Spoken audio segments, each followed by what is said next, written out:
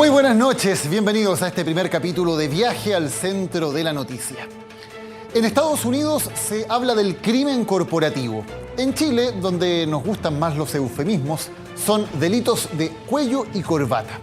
Pero se trata al final de lo mismo, de grandes escándalos financieros que involucran cifras millonarias y donde los responsables suelen ser personas de gran poder financiero o político. Del otro lado, las víctimas suelen ser los más débiles, los pacientes que tienen que pagar de más por remedios de los que depende su vida porque las farmacias se coludieron. Los consumidores que sufren repactaciones en la Polar y ven escalar sus deudas. Los accionistas minoritarios o los cotizantes de las AFP que ven cómo sus ahorros se diluyen mientras alguien se embolsa una lucrativa pasada bursátil. Aunque en verdad las víctimas somos todos, partiendo por el libre mercado que se basa en una competencia justa y abierta para que gane el mejor y no el que hace más trampa. Sin embargo, en Chile los delitos de cuello y corbata muchas veces ni siquiera son delitos, sino simples faltas.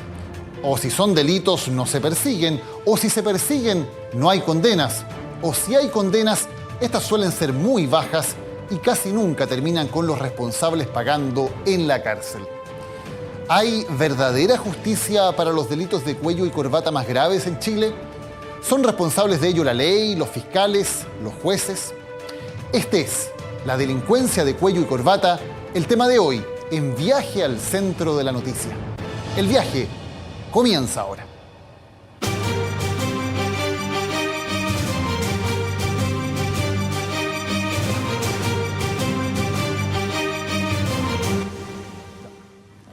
Muchas gracias.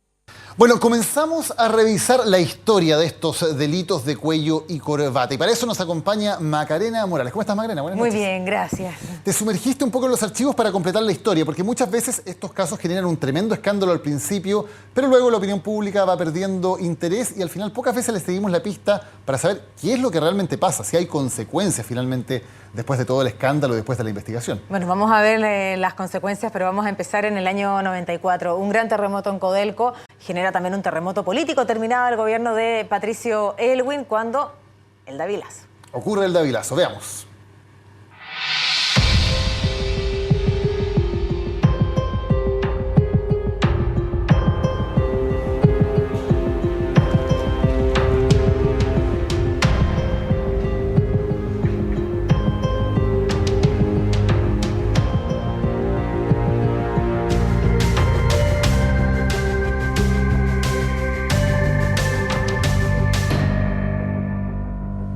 Al principio se hablaba de 100 millones, al final fueron más de 200 millones de dólares, Macarena, en pérdidas, en estos contratos a futuro que tienen algunas semejanzas con los forward que se han hecho ahora famosos con el caso Penta. Claro, y ahora muchos estamos averiguando qué son los forward. Bueno, son estas operaciones a futuro. Y este hombre, todo esto maquinado en la cabeza de un solo hombre, y era Juan Pablo Dávila. Vamos a ver de inmediato, ¿te parece? Nuestro menú aquí desplegado. El menú de los escándalos. El menú de los escándalos, mira. Y ya desplegado los delitos económicos, hay una diferencia con Juan Pablo Dávila porque él sí cumple un presidio efectivo. Él sí fue privado de libertad por los delitos por los cuales fue condenado. ¿Qué pasó con él finalmente? ¿Cuánto tiempo fue la condena? Su primera condena fue de 3 años por fraude al fisco, una pena efectiva. Cumplió esta pena en el anexo cárcel Capuchino, fue trasladado a Quillota. También recibió 2 penas por 800 días por delito de negociación incompatible.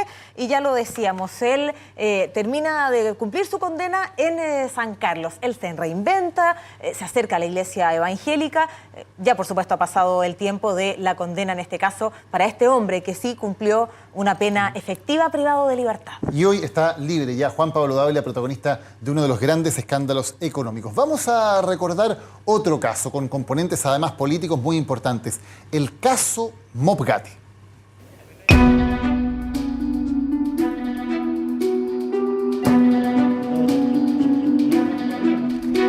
Uno es un ciudadano y como todo ciudadano debe colaborar con la justicia y estar a disposición de ella.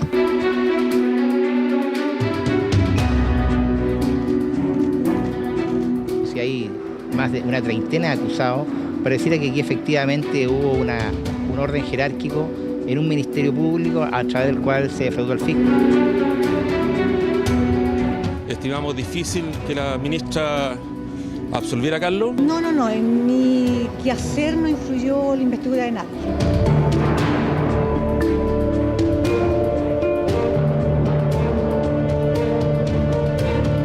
Hubo fraude al fisco por una suma sideral. Mopgate, un caso que golpeó duramente al gobierno del presidente Lagos, partiendo por la responsabilidad de su ministro de Obras Públicas, Carlos Cruz. Carlos Cruz, quien vamos a ver de inmediato qué fue lo que pasó por él.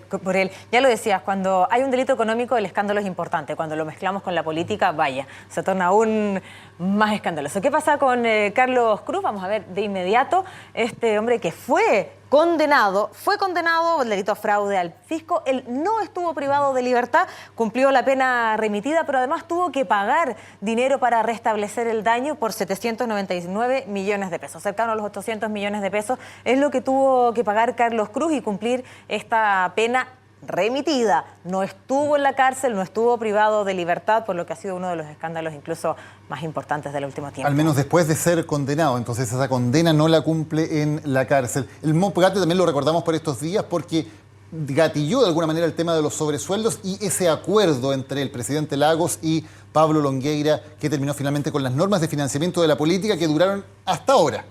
Todo eso y ese famoso acuerdo Lagos-Longueira es todo de esta época, de las consecuencias del Mopgate, un tremendo escándalo político y económico. Económico, 1.250 millones de pesos involucrados en este tremendo delito llamados de cuello y corbata, como decías ya en la introducción. Recordemos otro caso político, económico, con tremendas consecuencias durante el gobierno del expresidente Lagos, el caso Inverlink.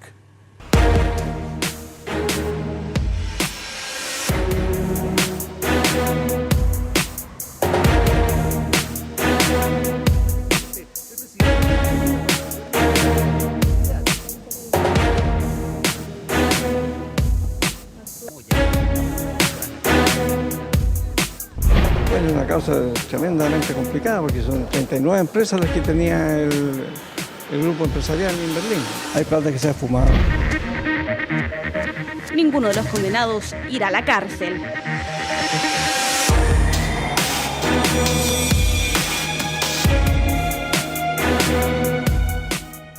El caso Inverlink, un escándalo con muchas aristas que complicó al Banco Central, que luego también complicó a la Corfo. Sí. ¿Todo por un mail mal mandado? Sí, porque siempre hay alguien que tira el mantel, Daniel, y que permite, ¿cierto?, destapar en la olla. Y es un mail que rebota al presidente del Banco Central del momento, que estamos hablando de Carlos Massad, por parte de una mujer de confianza, que era su secretaria. Ella comete un error al digitar o reenviar mal y finalmente se destapa este tremendo escándalo. Estamos hablando de la situación que afecta a Inverlink. Pamela Andrada, la secretaria que comete este error informático. La secretaria, y eso a su vez luego significa una sustracción de documentos desde la Corfo que involucra a quien era entonces el yerno del presidente Lagos, Gonzalo Rivas, quien era director ejecutivo de la Corfo y por lo tanto tiene que salir del cargo. También está el componente familiar, que siempre es complejo en aquel caso, en el Inverlink. Y que también lo estamos viendo y también está de moda hoy. Una lección, no nombrar a familiares en el cargo porque puede generar problemas. Sirve en todos los gobiernos. Bueno, vamos a ver de inmediato qué es lo que pasó. Hay presidio remitido. Solo destacar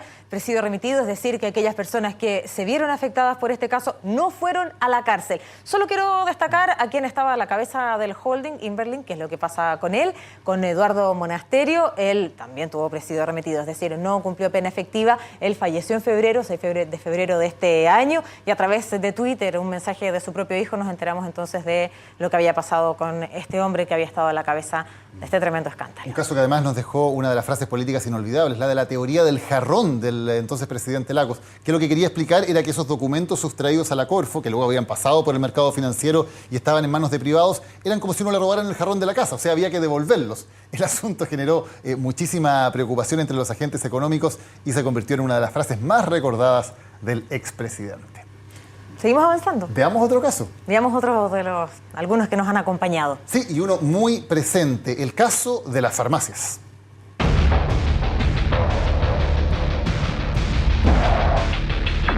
Que venga un participante, un cartel, se acerque voluntariamente a la fiscalía, reconozca el hecho. O fase aquí la saca sube barata. Paga una multa que es bastante baja. Cruz Verde no se ha coludido con ninguna de sus empresas competidoras.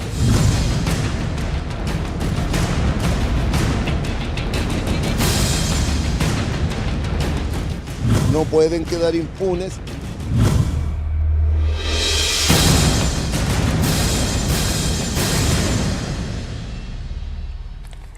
La colusión de las farmacias, un caso que desató un escándalo por afectar a los pacientes, además de afectar a los pacientes, Maca, precisamente que tenían que comprar remedios, pacientes crónicos que tenían que comprar remedios de los que dependía su vida, y en esos remedios precisamente es donde se concentró la práctica de la colusión. 3 agentes, las 3 principales cadenas de farmacias que hoy abarcan el 90% del mercado. El 90% del mercado se concertaban para ponerse de acuerdo en poder alzar conjuntamente los precios de más de 200 medicamentos, y el alza era incluso por sobre el 100% del valor. Una historia reciente que está muy fresca en las memorias de todos. Pero hay que destacar a un agente, que en este caso es FASA, porque ellos, en primer lugar, se acogen a este acuerdo compensatorio, el pago de $1 millón y ven la forma de poder retribuir a aquellos clientes que se habrían visto afectados. ¿Te acuerdas un poco de eso, de conseguir la boleta, que incluso podríamos haber guardado un año atrás? Un poco complejo. ¿En qué está este caso? Bueno, el caso está que arde por estos días, porque estamos viviendo el juicio oral contra 10 ejecutivos de las 3 grandes cadenas de farmacia. Estamos viviendo por estos días. Pero aquí hay un problema, porque la colusión no es sancionada precisamente en nuestro país. Claro, no es un delito, es una falta, se paga con multa. Hubo una infracción ante el Tribunal de Defensa de la Libre Competencia. La Corte Suprema ratificó que hubo colusión. Ni siquiera los abogados defensores ponen en duda que aquí hubo colusión. Pero la colusión no es delito en Chile, es el gran problema. Y por lo tanto, para llevarlos a juicio, se está teniendo que buscar alguna maniobra jurídica para poder lograrlo. ¿Y sabe lo que lograron al menos encontrar? En el artículo 285 y 286 del Código Penal, que solo ha sido utilizado 2 veces antes en la historia de nuestro país, poder ver la forma de encontrar una sanción efectiva para estos ejecutivos que concertadamente subían los precios de vitales medicamentos. Vamos a ver entonces el precio, lo que pasa. Están en pleno juicio oral. Solo destacar lo siguiente, porque sí hay una primera condena hace algún tiempo atrás, y que es para Gonzalo Izquierdo Rivera. Él es de un laboratorio que asumió la situación que había ocurrido. Por estos días se vive el juicio oral. Tenemos todavía un buen rato para seguir contando lo que pasa en esa instancia. Condena con presidio remitido, como siempre. Y recordemos que la Fiscalía incluso ya había llegado a un acuerdo en primer lugar con los ejecutivos para las famosas clases de ética. Había el pago de una multa y llevarlos a clases de ética. La justicia echó abajo ese acuerdo y por eso entonces ahora se está llegando a juicio oral. Veremos qué sale de ahí. Hubo reparo social cuando nos enteramos de las clases de ética. Sí, hubo un escándalo y eso también significó que ese acuerdo finalmente se cayera y fuéramos a juicio oral. Recordemos el último de los casos también, historia reciente, memoria fresca, el caso La Polar. Los clientes a los que se renegoció unilateralmente podrían superar fácilmente el 1 millón de personas. Estamos hablando que aquí hay una muy mala práctica. A cualquier deudor que ha sido deudor moroso que ha sido reprogramado unilateralmente.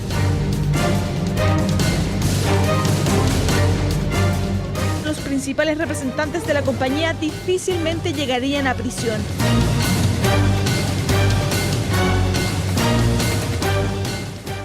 La Polar. ¿En qué está este caso, Maca? Bueno, es un caso que vamos a ver de inmediato. Aquí está, todavía está pendiente, y hay un tema bastante importante de señalar y que guarda relación con la recién aprobada ley de lavado de activos, que necesariamente había que modificar en nuestro país, pero que podría significar una salida para aquellos que están imputados en este llamado caso La Polar.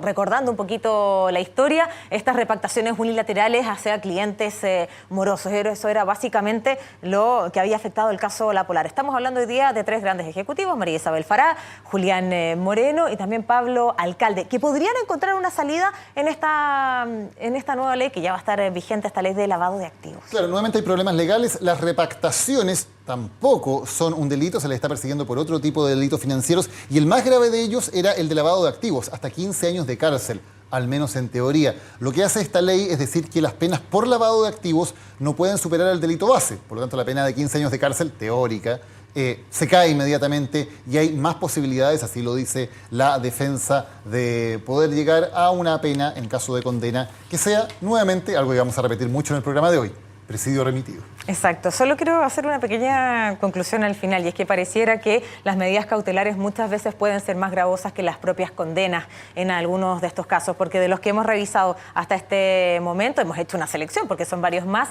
solo uno de ellos, que es Juan Pablo Dávila, estuvo privado de libertad por el delito que cometió. Muchas gracias, Maca. A ti, pues que estés bien.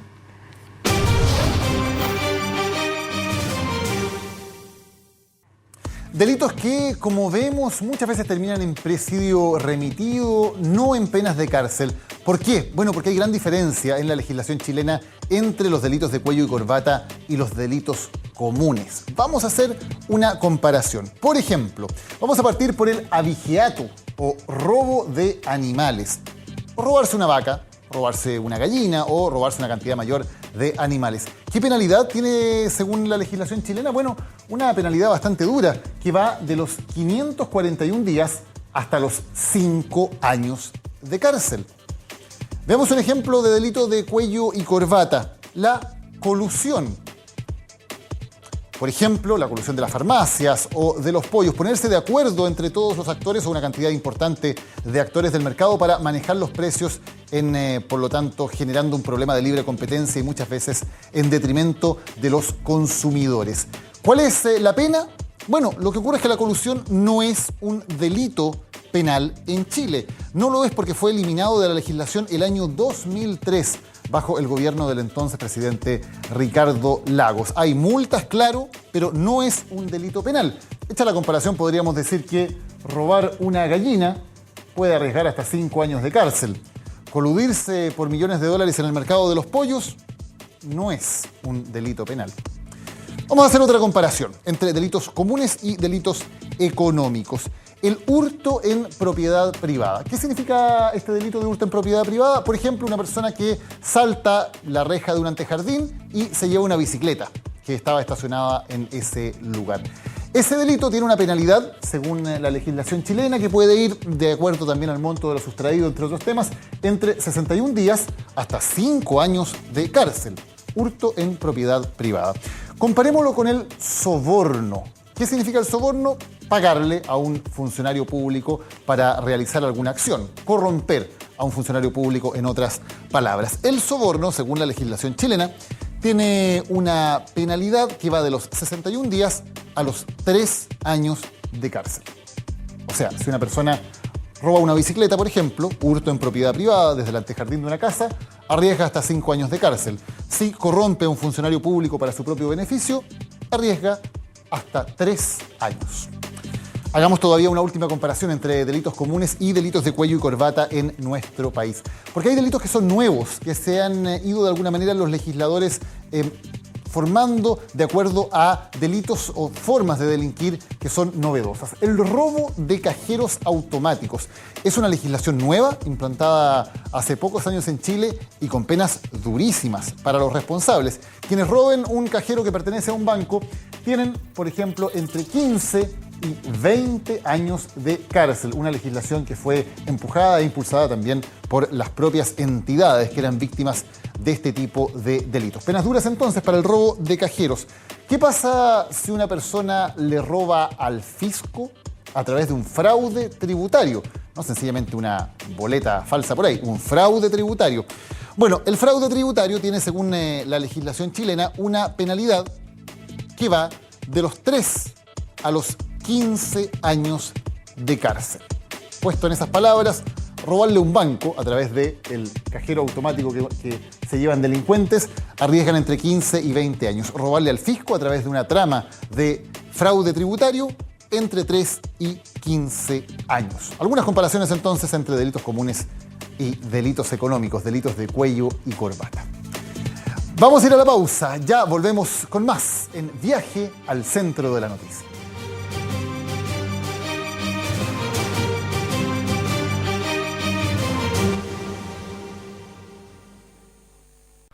Banchile Inversiones presenta Claves para el inversionista. El sitio web de Banchile Inversiones te permitirá estar siempre informado y en todo lugar. Con tu usuario y clave del Banco de Chile podrás revisar tus inversiones, cartolas y el detalle de tus movimientos.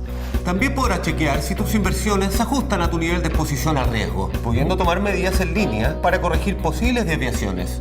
Asimismo, tendrás acceso a informes de nuestro departamento de estudios para que puedas tomar decisiones informadas. Por último, podrás hacer aportes y rescates de fondos mutuos o comprar y vender acciones, manejando así tus inversiones con la rapidez del dinámico mundo financiero.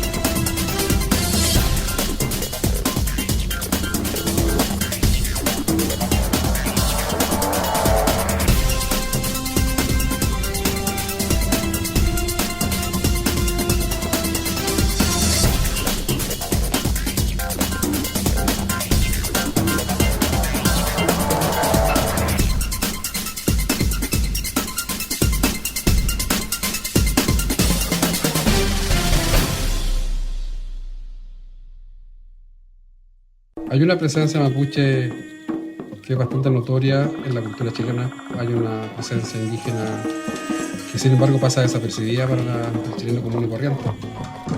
Estamos presentes en la sociedad chilena, en la identidad chilena. Hay presencia mapuche en el poder político, en la academia, en las artes, en las ciencias, en los deportes. Somos un pueblo que está presente y bueno sería que el chileno se diera cuenta de eso. Somos primos y los primos siempre establecen relaciones de cariño y afecto que uno echa de menos por parte de Chile. Y quisiéramos que Chile nos quisiera de la forma en que nosotros lo queremos a este país.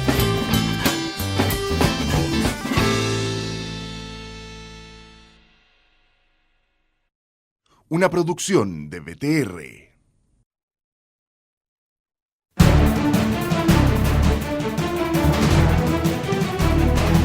Junto con convocar a Consejo General, presento en este acto mi renuncia a la presidencia de la UDI.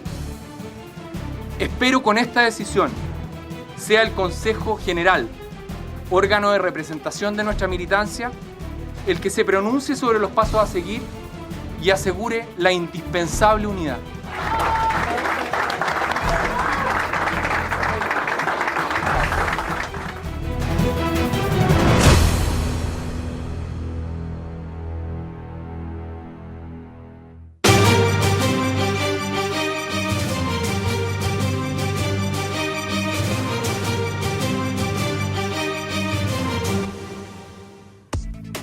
Estamos de vuelta en Viaje al Centro de la Noticia de CNN Chile, hoy hablando sobre los delitos de cuello y corbata en nuestro país. Hacíamos una comparación entre delitos comunes y delitos económicos. Queremos comparar ahora estos delitos de cuello y corbata en Chile y qué es lo que ocurre en otras legislaciones. Vamos a comparar, por ejemplo, el delito de cohecho. ¿Qué significa el cohecho? El funcionario público que recibe una coima, para decirlo en palabras simples, a cambio de algún favor. En nuestro país, el cohecho es un delito relativamente leve en cuanto a su penalización, hasta un máximo de 541 días de cárcel, o sea, una pena muy probablemente remitida, solamente de firma. ¿Qué pasa en otros países? De esos países con los que nos gusta compararnos, los de la OCDE, Europa, Estados Unidos. Bueno, vamos a ver. En España, por ejemplo, el cohecho recibe una pena para el funcionario público involucrado de hasta 6 años de cárcel. Veamos otro país de la OCDE, Alemania, hasta 10 años de cárcel. Y en Estados Unidos, donde las penalidades suelen ser muy duras, la pena llega hasta 15 años. Ustedes pueden comparar entonces entre lo que ocurre en Chile y lo que ocurre en otros países en cuanto a cuál es la gravedad que se le asigna a un delito como este, la corrupción de un funcionario público, recibir coimas. Veamos ahora casos concretos que han impactado en determinados momentos a distintas sociedades. En cuanto a un mismo hecho, el uso de información privilegiada. Veamos un caso en Chile. Carlos Delano y Carlos Lavín, hoy protagonistas del caso Penta, en prisión preventiva por él, en el año 2000 fueron sancionados debido al hecho de que compraron acciones del Banco de Chile teniendo información privilegiada. Como directores de él sabían de que Andrónico Luksic iba a dejar su posición como inversionista pasivo. Compraron acciones y luego las vendieron 10 días después, aprovechando la tremenda alza que se produjo al darse a conocer la información. Obtuvieron una ganancia sustancial en esos 10 días. Se descubrió el caso, se llevó hasta la Corte Suprema ratificó que Delano y Lavín habían infringido la ley al hacer uso de esta información privilegiada y los multó con 1.000 UFs cada uno. O sea, menos de 30 millones de pesos. Sus papeles quedaron limpios y ellos, por lo tanto, pueden alegar hoy irreprochable conducta anterior, pese a que la Corte Suprema de Chile dictaminó que habían usado información privilegiada. ¿Qué pasa en otro caso, pero en Estados Unidos? Uso de información privilegiada también. Vamos a recordar el caso de Raghav Gupta, el ejecutivo exdirector de inversiones de Goldman Sachs, quien había entregado información privilegiada para la compra de acciones a un amigo. En el caso de Raghav Gupta, un personaje conocido, un filántropo además, se dijo eso también en el juicio, algo parecido a lo que ocurrió en Penta, ¿no? Se usó ese argumento de que él era un filántropo que donaba a obras de beneficencia. Bueno, él fue condenado a 2 años de cárcel, tuvo que ir a prisión, efectivamente, fue a la cárcel a cumplir esa condena y además tuvo que pagar una multa de más de $5 millones. Ahí está la comparación, multas mucho más sustanciales en este caso, pero lo más importante, una pena de cárcel efectiva en los Estados Unidos para quien había cometido esa infracción. En Chile, solamente una falta, papeles limpios e irreprochable conducta anterior para Delano y Lavín.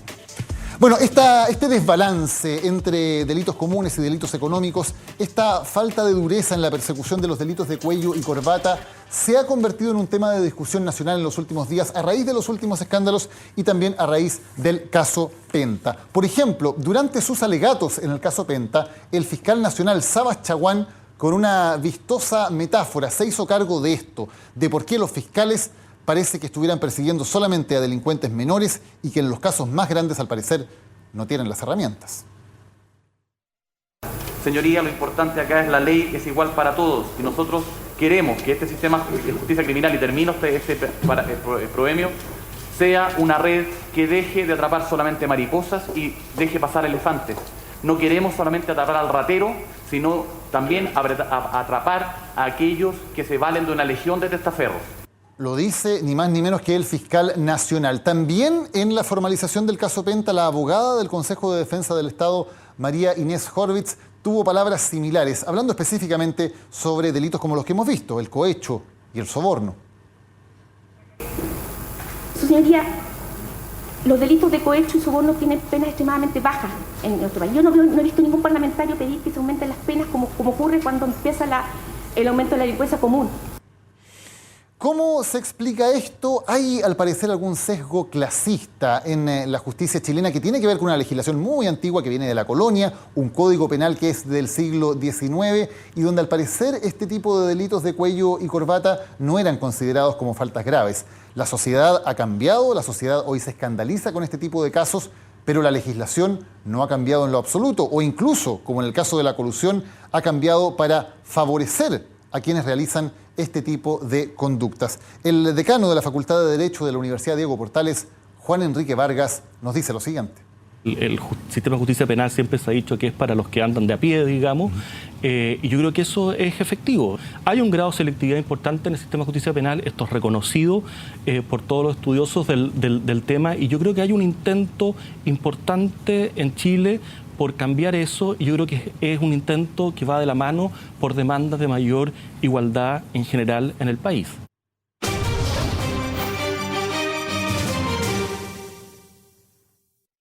Bueno, vamos a profundizar en este tema con alguien que tiene la perspectiva también económica sobre qué significa el tema de los delitos de cuello y corbata, por ejemplo, en el tema de la evasión tributaria, entre otros, el economista de la Universidad, Adolfo Ibáñez, Claudio Agostini. Claudio, muchas gracias por acompañarnos hoy. Gracias por la invitación.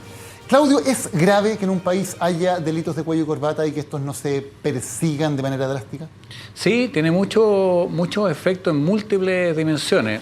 En el lado tributario, un efecto es menor recaudación, con lo cual el Estado tiene menos recursos para entregar los bienes y servicios que la sociedad quiere que preste. Caso peor es, si la evasión es grande, tienes que compensarla subiendo las tasas de impuestos para poder aumentar la recaudación y generas otra distorsión en la economía. Y todo eso empieza ya a tener efecto en la calidad y cantidad de bienes que provee el Estado, empieza a generar distorsiones en la economía que te reducen el crecimiento. Entonces esa es una dimensión. La segunda, complementaria, tú tienes gente que evade y gente que no evade. Empresas que evaden y empresas que no evaden. En un mercado, si queremos que haya libre competencia y compitan de igual a igual y sobrevivan los mejores y mueran los peores, o sea, que nos quedemos con las mejores empresas, las que innovan, las que venden más barato, las que tienen menores costos, es injusto cuando tú tienes dos empresas, pongamos iguales, misma tecnología, mismos productos. Esta evade y esta no. Artificialmente esta tiene menores costos y va a sobrevivir en el mercado y le va a ir mejor y va a tener mayor participación de mercado, y hasta puede que saque del mercado esta otra. Eso tiene efectos, de nuevo, más allá de la injusticia de que una empresa buena sale del mercado y el tramposo se queda, tiene efectos en el crecimiento económico nuevamente. Los recursos están mal asignados, crecen las empresas ladronas y mueren las honestas, tiene efecto en la productividad, y hay crecientemente más evidencia de que genera efecto en la distribución del ingreso en términos negativos. ¿Cómo así? Porque tú tienes dos personas más o menos igual, si yo evado impuestos y gano lo mismo que tú, al final yo tengo más plata que tú, a pesar de que somos iguales y ganamos lo mismo. Cuando tú llevas eso a lo largo en el tiempo, yo tengo más plata, puedo contratar más abogados tributaristas que me permitan hacer más trampas que las que tú puedes, con eso evado aún más, y así esto va escalando en el tiempo. Y después de un tiempo, tú y yo, que partimos iguales, con las mismas habilidades y los mismos costos, el mismo esfuerzo, yo voy a tener mucho más plata que tú, no porque soy mejor que tú, no porque trabajé más que tú, no porque me esforcé más que tú, sino porque soy más tramposo que tú. Y en el tema de la libre competencia, para que exista efectivamente un libre mercado que funcione, ¿se afecta entonces la libre competencia, el libre mercado, se afecta con este tipo de delitos, especialmente cuando no son perseguidos de manera grave? Por supuesto, o sea, están los delitos de colusión que afectan a todos los consumidores, y hay delitos para sacar empresas del mercado, pero la evasión tributaria tiene un efecto en la libre competencia a través de esto. Tú ya tienes dos empresas que no compiten en igualdad de condiciones y va a sobrevivir la empresa que no necesariamente es la mejor, que no necesariamente es la que tiene menores costos, sino que la que es más tramposa. Hay varios estudios, no para Chile, lamentablemente, pero para Estados Unidos, para Nueva Zelanda, para Europa, un par de países en Dinamarca, que muestran que los efectos no son chicos, porque uno puede decir, ya, ok, pero al final, ¿de qué estamos hablando? Estudios para Estados Unidos muestran que prácticas anticompetitivas reducen el crecimiento económico, el PIB del país, hasta en 4%. En países más subdesarrollados, hay estudios para India, para Tailandia, los efectos son más grandes, del orden de 10%. Cuando tú sumas las dos cosas, recién acaba de salir un estudio hace poquito que miró las dos cosas por separado, prácticas anticompetitivas más evasión, y los efectos son entre 14 y 16% menos en el PIB de un país. O sea, un país también se vuelve más desigual y se vuelve más pobre cuando están estas prácticas. Exactamente. Ahora, hablemos un poco de la evasión tributaria. En Chile siempre se ha dicho que Chile es un país relativamente ordenado, donde los impuestos se pagan. ¿Es cierto eso y, sobre todo, es cierto para los grandes contribuyentes? Es una gran pregunta, y ahí lamentablemente está esta sutileza entre lo que es legal y, y lo que no es legal, ¿no es cierto? Si uno mira solo evasión, o sea, si nos acotamos a lo que es de frentón ilegal, el único estudio que hay para Chile en el impuesto al ingreso, que es uno de los que es relevante por los temas de desigualdad, es un estudio precisamente de Michel Jorrat, que ahora es director de impuestos internos de hace algunos años, que mostraba tasas de evasión de 45%. ¿45%? 45% en el impuesto al ingreso. Okay. Que es el que pagan las personas de mayores ingresos. Exactamente. O sea, estamos hablando de números grandes. Si miramos el IVA, las tasas están entre el 15 y el 20, dependiendo del año, y han ido bajando en el tiempo, ha habido años bastante exitosos. Pero en el del ingreso estamos a tasas que son 2-3 veces las de un país desarrollado. Entonces no es tan cierto que seamos tan honestos. ¿Y eso es porque no se fiscaliza que efectivamente se paguen los impuestos? ¿O porque si se descubre que alguien evadió impuestos, la saca más o menos barata igual? Esa es una gran pregunta. Yo creo que la respuesta es doble en tus dos afirmaciones. Por un lado, cuesta fiscalizar. Impuestos internos tiene menos atribuciones que en otros países y menos información que en otros países. Por ejemplo, en Estados Unidos, impuestos internos puede acceder libremente a tu cuenta corriente. En Chile no. En Estados Unidos, todas las empresas de tarjetas de crédito están obligadas a reportar cada transacción de cada tarjeta a impuestos internos. Entonces, Impuestos Internos puede fácilmente comprobar todas las ventas de crédito de una empresa con lo que está reportando, tus compras con tus ingresos. O sea, tiene mucho más información para detectar que la que hay acá. Entonces, esa es una dimensión. Y la segunda es tu segunda afirmación, que yo la comparto plenamente, que tiene que ver con las sanciones. En Estados Unidos, gran parte de la gente que va de impuestos, aunque sea poco, termina presa. Y la gente puede verlo. Si se meten a la página web de Impuestos Internos, irs.gov, ellos hacen un reporte anual de todas las acciones que hicieron y sale con nombre y apellido, quién evadió, cuánto evadió, por qué evadió y cuáles fueron las multas. Ya hay arquitectos, médicos, gaffiteres, una gama bien un DICOM de la variada, un DICOM público. Y cuando uno mira las penas, la mayoría de ellos terminaron presos. Y en Chile para delitos equivalentes, para poner algunos ejemplos que la gente se pueda acordar, no porque uno quiera estigmatizar a algunos en particular. Alberto Fuyú, conocido por todos, no pagó sus impuestos en 4 o 5 años, ni siquiera se dio la molestia de hacer la declaración de impuestos. O sea, una evasión sistemática. Evasión sistemática, año a año, evadió 230 millones de pesos, que para esa época es mucha plata, te dejaban el 1% más rico de Chile. Y tuvo que devolver la plata y tuvo como pena 3 años remitido. En Estados Unidos hubiera estado preso por eso. Checho Irán es otro ejemplo. Emitía facturas falsas para inflar los gastos de su empresa y con eso pagó menos impuestos. Mismo resultado.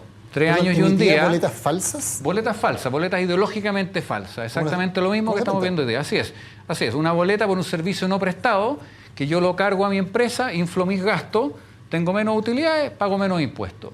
Y fue condenado por eso. Y la pena fue la misma. 3 años y un día remitido. En Estados Unidos, Alberto Fuyú, Checho Irane hubieran estado presos por ese mismo delito.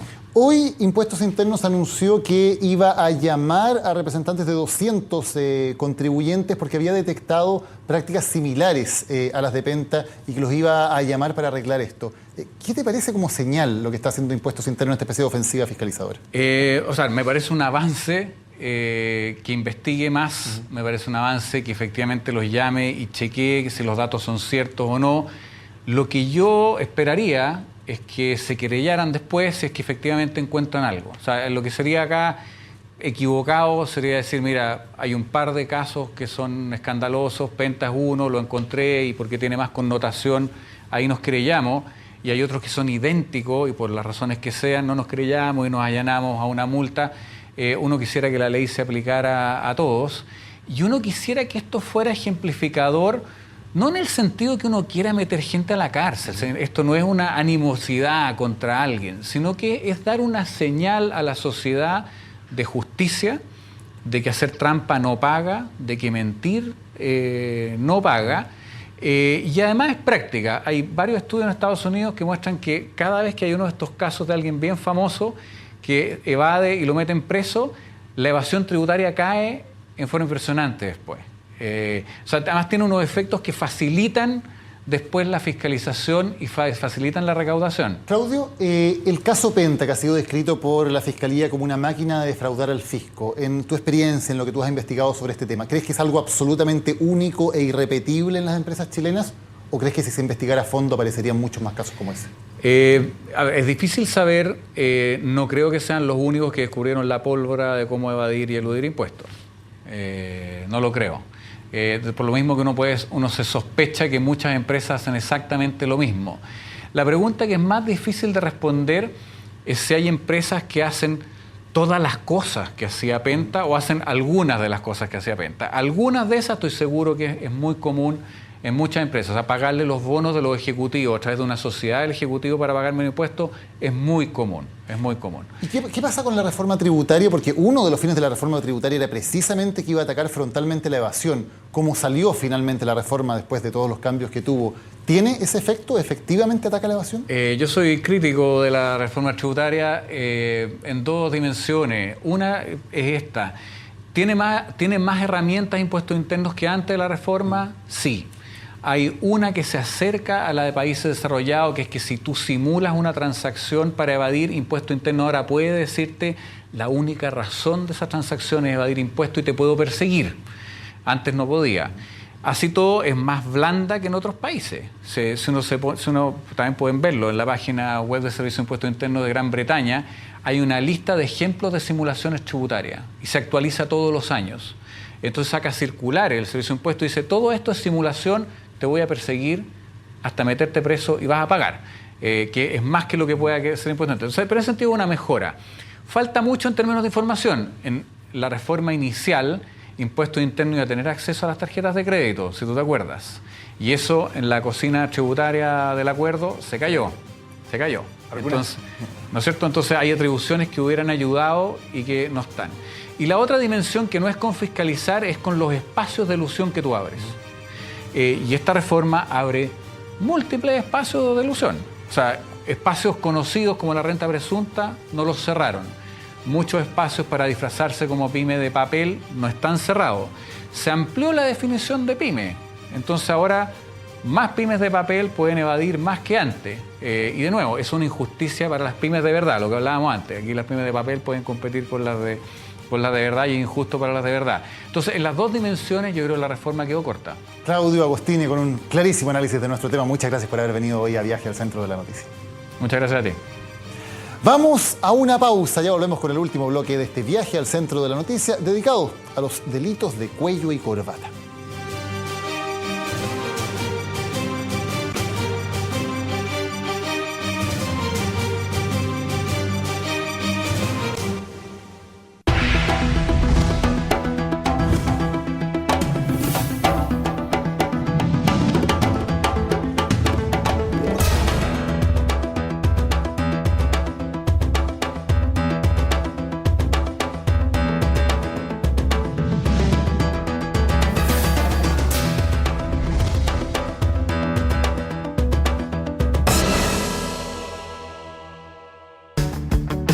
Decidí que ya no quería decidir. Se me hizo fácil. Quise que la familia creciera. Se me hizo fácil. Antes pasaban por mí. Ahora paso por todas. Se me hizo fácil. En marzo, Chevrolet te lo hace fácil. Elige lo que necesites al comprar tu Chevrolet 0 kilómetro. No te lo pierdas y ven hoy a la red Chevrolet. Chevrolet. Find new roads. Ven a Sodimac Home Center y encuentra un mundo de muebles con los precios bajos de siempre. Aún más bajo. Comedor D'Artagnan, 6 sillas, 99,990 pesos. Sodimac Home Center.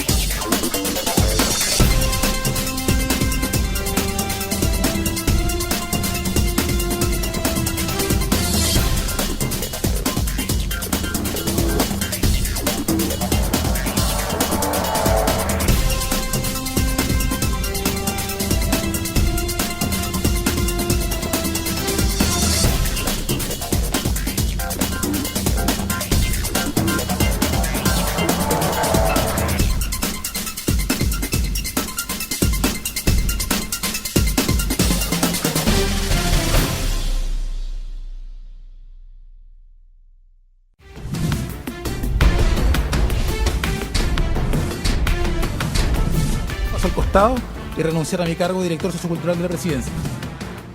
No cabe la teoría del empate. Que en el 2016 la gratuidad completa va a comenzar. La actitud de Morales es la típica de un matón de bala. Y apoyó la demanda en contra de su propio país en Marco Enrique Ominga. Vea CNN Chile en todo el país. Arica, Iquique, Antofagasta, Copiapó, a través de DirecTV, canal 154. CNN Chile, está pasando, lo estás viendo.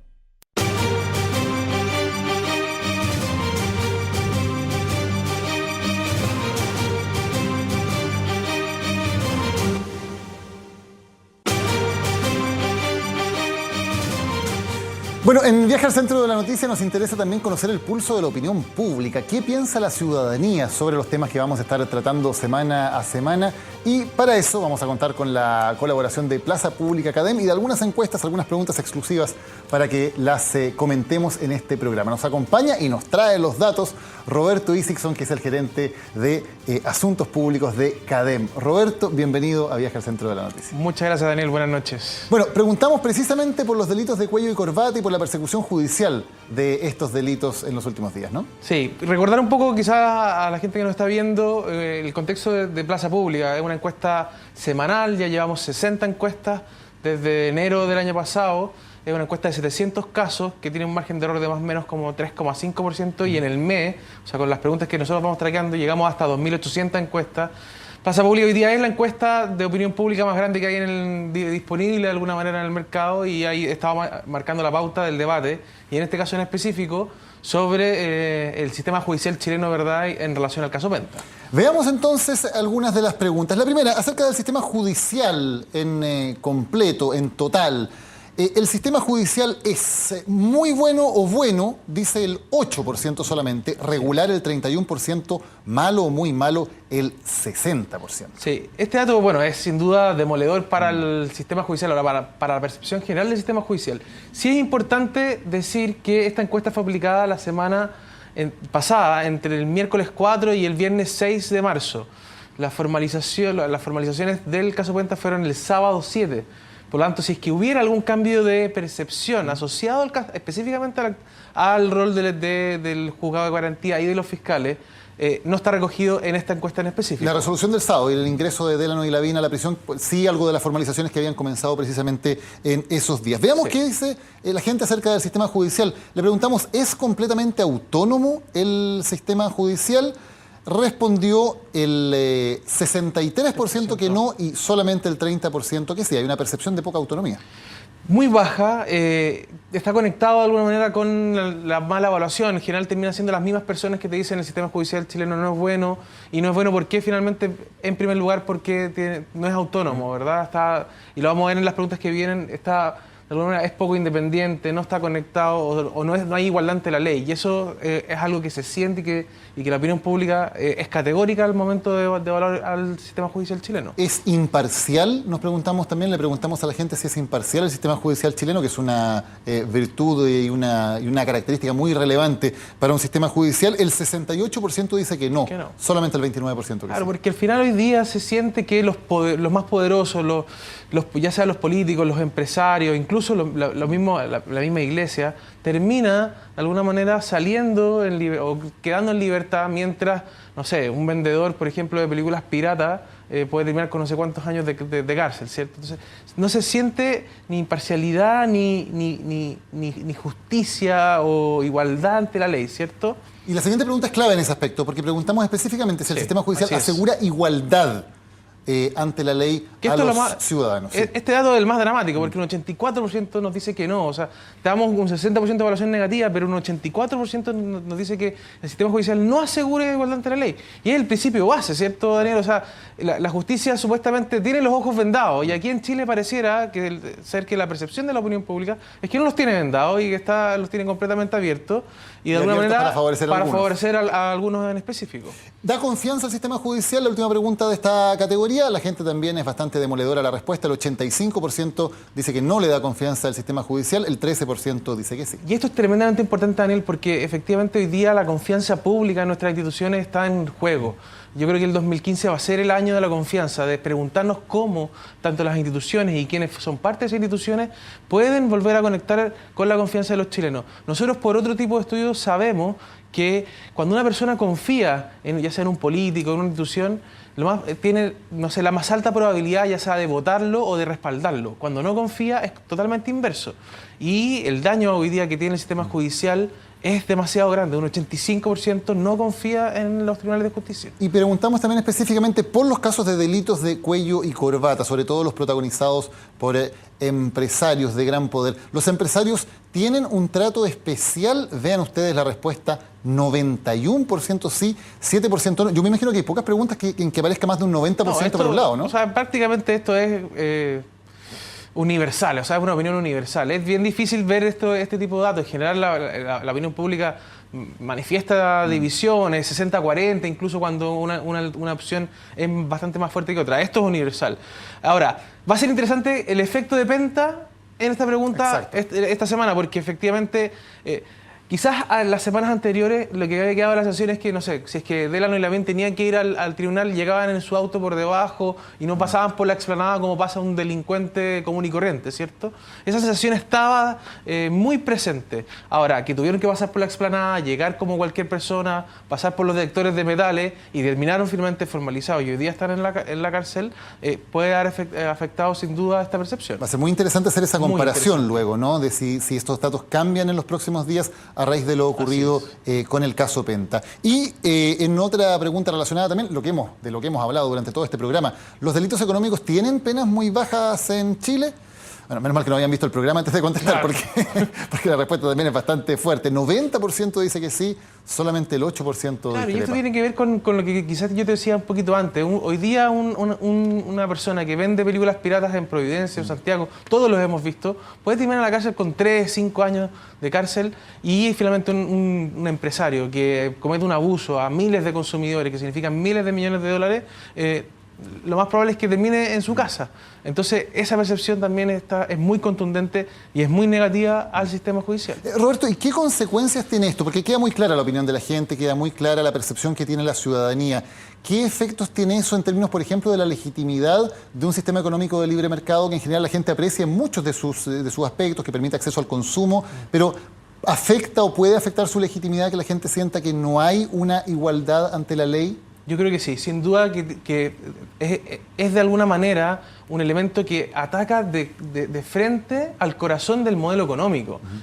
Nosotros lo hemos medido, en otras oportunidades hicimos un seminario junto con el Centro de Estudio Horizontal y con la Adolfo Ibáñez, y nos sorprendió efectivamente que el modelo económico gozaba de cierta salud. Finalmente la gente confía en que el modelo le va a permitir a sus hijos tener una mejor calidad de vida, acceder a bienes y consumos que quizás en el pasado no lo había hecho. Pero la percepción de que el modelo está funcionando de forma correcta, sin duda que se ve afectada por este tipo de temas. Necesitamos mayor igualdad, necesitamos mayores condiciones, necesitamos que los delitos que están afectando a las personas, especialmente asociados a los abusos de los consumidores, tengan las penas correctas. En Estados Unidos, esto lo conversábamos con Claudio Agustín también fuera de pantalla, por $100.000, $200.000, tú te vas a la cárcel. En Estados Unidos un diputado, un senador pierde su cargo. Aquí no pueden renunciar. Eso no se entiende. Sí. Veamos la última pregunta que tiene que ver con el recuerdo. ¿Cuál ha sido el caso más grave de estos escándalos económicos? Y ahí están las principales respuestas de la gente. El 36% dice que el más grave ha sido el caso Penta. Se entiende porque es el que está en el candelero. Absolutamente. Pero me llama mucho la atención que está muy cerca la colusión de las farmacias, que ya fue hace varios años, pero para la gente sigue siendo un tema tremendamente fuerte. Sí, y a mí también lo otro que me impactó es que la Polar, que quizás es el primer gran caso de abuso propiamente de los consumidores, también haya perdido fuerza en relación a la magnitud de la colusión de la farmacia, y en específicamente el caso Penta, que también tiene una cosa interesante, que no se ve abuso necesario directo a los consumidores, sino que más bien tiene que ver con, claro, quizás hay abuso en la medida en que evado impuestos para favorecerme a mí, y con esos impuestos yo podría haber financiado hospitales, no tengo idea, pero no es un abuso directo. No hay una víctima tan directa en el caso Penta como en los otros. Como en los otros casos, que tiene que ver con la Universidad del Mar o la evolución de los pollos. Efectivamente, el tema de las farmacias toca a la fibra de las personas. Ahora, en ese sentido, es importante que nosotros como sociedad y como consumidores tomemos más conciencia. A las farmacias, al final, puede haber afectado en un primer mes los consumidores, pero luego terminamos volviendo a comprar las farmacias. No hay un castigo de la opinión pública que se vea reflejado al final y que le termine doliendo. Hay poca opción también, porque finalmente las tres empresas controlan el 90% del mercado y es bastante difícil. Es difícil, es cierto, pero tampoco terminamos con un nuevo actor, por ejemplo, surgiendo. Entonces, y bastante más abajo quedan, como decías tú, el caso de la Universidad del Mar, la colusión de los pollos y el caso Cascadas. Claramente Penta, el tema de actualidad, y la colusión de las farmacias, que quedó muy fuerte en la gente como una especie de símbolo de los abusos. Esto también va a ser interesante seguir monitoreándolo en el tiempo, porque ver qué es lo que ocurre con el caso Penta cuando ya haya desaparecido, a pesar de que quedan al parecer 2 años de juicio, ¿cierto? Y ver también que el caso farmacia volvió a estar en tribunales, y también te muestra quizás, o te deja todo estos datos un poco también de preocupación de que de alguna manera la judicialización de la política, de la resolución de los conflictos, es importante que los tribunales de justicia se tomen en serio estos números y vean cómo recuperamos confianza. Roberto Isakson, muchas gracias por habernos acompañado y por habernos traído una exclusiva entonces de estos números acerca de la percepción de la gente. Encantado, Daniel. Muchas gracias.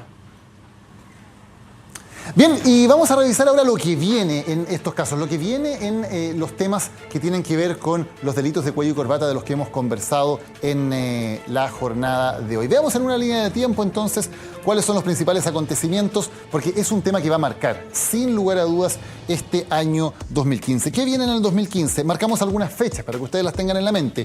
26 de marzo, reunión de accionistas del Banco de Chile. Es el primer momento marcado en el cual se deberán referir y dar explicaciones ante los accionistas, el dueño del banco, Andrónico Luksic, por lo ocurrido en el caso Cabal. Esta reunión entre él y el hijo de la presidenta Bachelet, Sebastián Dávalos, tras lo cual se aprueba un millonario crédito para la compra de terrenos en Machalí. Un hito entonces del caso Cabal, la reunión de accionistas del Banco de Chile el 26 de marzo.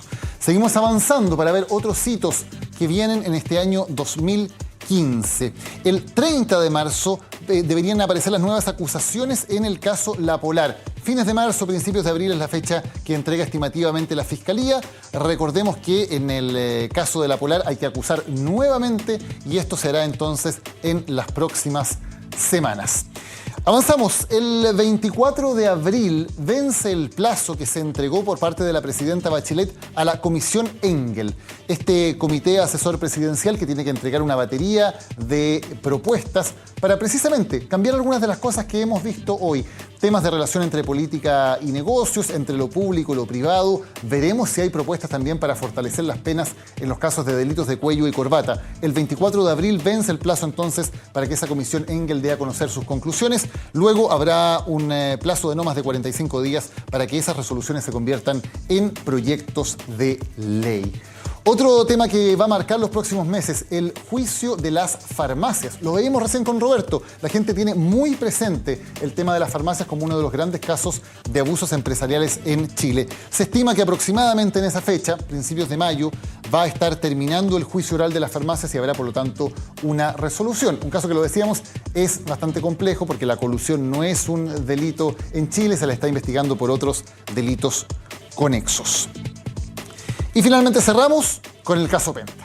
El caso Penta ya tiene fecha para el fin de la investigación. Lo decretó el juez el sábado pasado, el 7 de julio. Hasta esa fecha la Fiscalía tiene para investigar el caso Penta, luego deberá acusar y se pasará probablemente a una etapa de juicio oral. El caso Penta va a marcar todo el año, pero ahí está una fecha marcadísima para que ustedes la tengan en la mente. El 7 de julio de 2015, fin del plazo de la investigación. Bueno, cerramos así esta edición, esta hora de viaje al centro de la noticia. Muchas gracias por acompañarnos en este viaje. Esperamos que haya servido también para que ustedes hayan entendido más este tema y es nuestra promesa de todas las semanas, de todos los jueves, ir al fondo, ir al centro de los temas que preocupan a la ciudadanía y que son relevantes para el futuro de Chile. Muchas gracias. Buenas noches.